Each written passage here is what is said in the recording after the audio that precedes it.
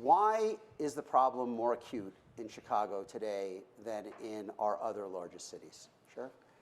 You know, obviously it's complex, there's multiple factors, but some of the chief ones are the fact that our gang structure that we had, like other cities as well, was very hierarchical.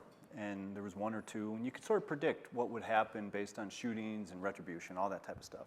We have now fractionalized to such a way where blocks have different gangs, and even though they're affiliated with, say, the Gangster Disciples, one of our biggest gangs, that doesn't mean just because you're in that gang, you're safe from another gangster disciple. So you have these atomization of these gangs. You add to it the fact that social media has taken on a different role here, where a slight on social media that all of us would sit there and say, oh, come on, literally starts off the shooting. And then you add to it the fact that so many of these young men, and it's mostly all young men, have access to guns. It's very easy. They have very limited opportunities in their community as far as jobs and all the rest of the things you'd expect.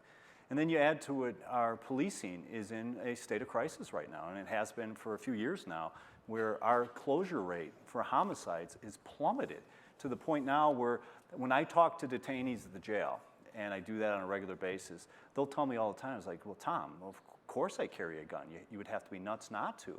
It's so violent out there, and crossing all these different lines I have to do just to get from point A to point B. If I don't have a gun and I come across somebody, I'm dead. If I do have a gun, worst case scenario, I get picked up, no one gets convicted, everyone gets bonded out. And so you have this psychology that's building up, and then you layer into it, say, the poverty, the hopelessness, and all of that. And that's where you have this mess with absolutely no end in sight. No end in sight, and I would believe uniquely situated where it's not open to a political type of resolution, because politicians, by and large, want really quick solutions. They want one or two things, and that's not going to happen here.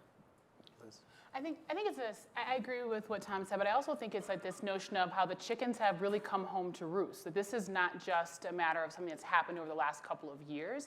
This is something that has been boiling.